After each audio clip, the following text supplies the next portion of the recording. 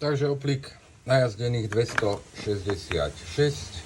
Toto už je tretie auto, do ktorého dávame túto srandu. Na prvom ale, že úplne geniálne výsledky. Zohriaté podľa výrobcu viac ako 50 stupňov.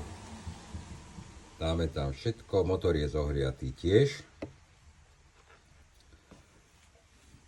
Ešte urobím jednu vec, odložím telefón, urobím si tam dierku, nech naozaj vytečie všetko.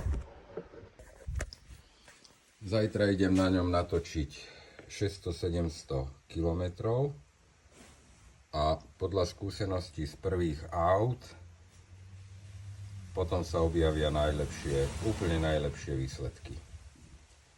Stichne to spotreba inde, celé som to zagrcal, dobre. Dá sa aj natáčať, aj liať.